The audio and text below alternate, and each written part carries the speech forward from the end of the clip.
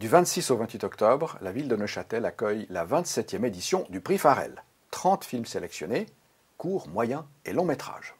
Le prix Farel est créé en 1967. Il vise à primer un magazine de télévision protestant diffusé sur une chaîne de service public.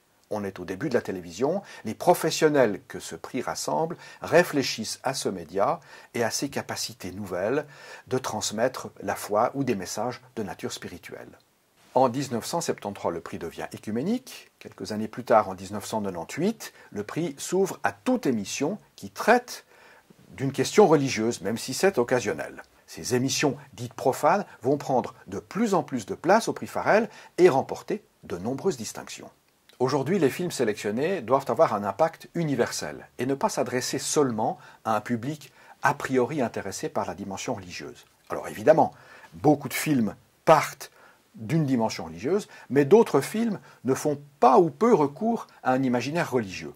Je pense là, par exemple, à un film proposé à la sélection 2016. C'est l'histoire de la constitution d'un orchestre symphonique avec des moyens très modestes dans la banlieue de Kinshasa et son succès fulgurant. Pour évoquer la spécificité du prix Farel, je pense à un film qui a eu beaucoup de retentissement, qui a été primé en 2016, Le Balayeur à la rose. C'est un film qui brosse le portrait d'une personne en montrant la cohérence profonde entre ses convictions, sa foi, mais aussi sa vie quotidienne, son engagement. J'ai passé 8 ans dans ce collège, j'y ai fait mes humanités.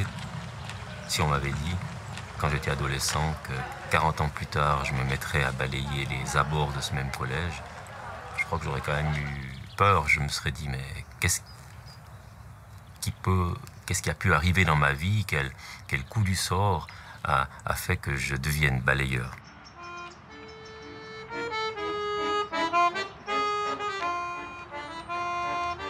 Moi, j'ai fait une école de philosophie, et puis dans cette école, on a rencontré des personnes qui avaient fait des vœux religieux. Et ces gens-là, ils font toujours des métiers simples, ils ne sont pas missionnaires, ils sont là, au milieu des gens. Puis ça m'a beaucoup marqué. C'est leur façon d'être, leur façon de vivre, leur foi.